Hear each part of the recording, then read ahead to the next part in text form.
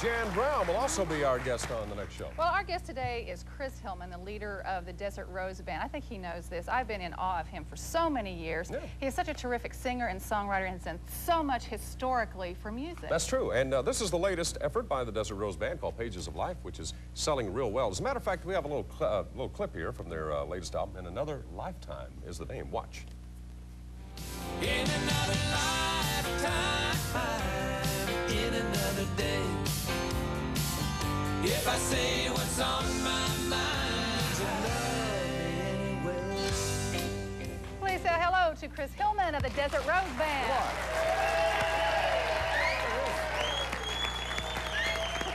Come on over here, Chris. Hello. How are you?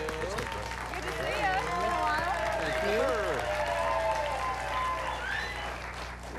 Now, last time we kissed, you did not make my face bleed.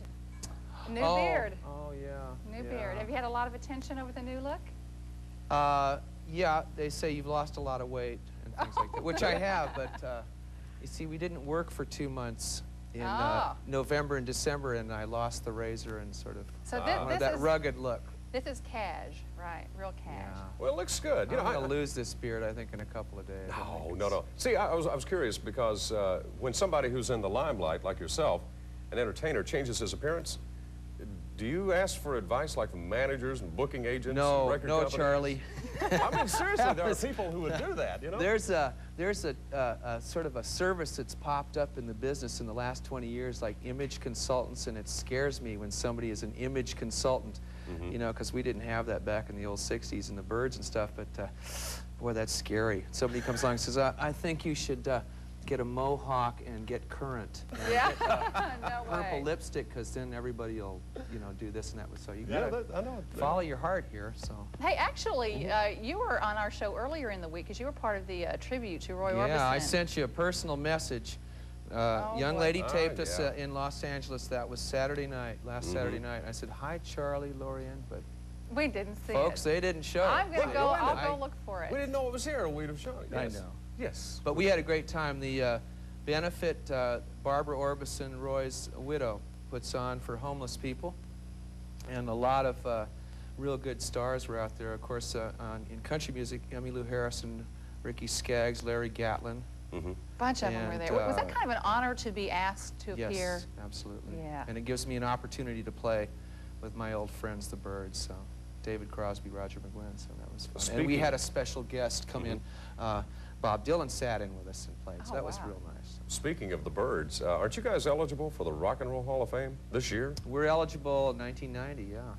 And we cross our fingers. Well, now that has to be, if this happens, the highlight of your life. If there was anything I would love to get as far as an award, it would be the Rock and Roll Hall of Fame, to be in something next to Elvis Presley or the Everly Brothers or the Beatles or something. Right. And now with the new music, who knows, maybe the Country Music Hall of Fame in 10 or 15 years. Yeah. I mean, you could be a first there. Hey, you're talking about your appearance at the tribute to Roy Orbison, which was for the homeless. I know you guys speak out on particular problems that face America, and one song I want to bring up, because you co-wrote it with Steve Hill, and that's Darkness on the Playground.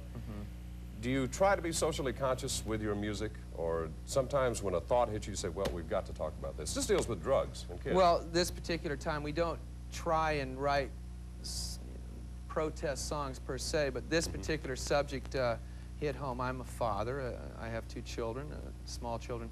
And what we're dealing with in this song is drugs, anti-drug song, and the song Darkness on the Playground is dealing with kids and drugs in the country, and without being specific, dealing more in subtleties, but more on a level of compassion, is to reach out for these children, and I say children because they're real young that are getting into this. Yeah.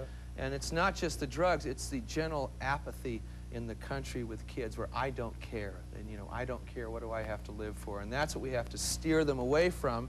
And it really takes a situation. The government isn't going to bail us all out of this problem. It's down to the neighborhood, the family. It's what you teach in your home, values, and how your neighborhood reacts to a situation like that.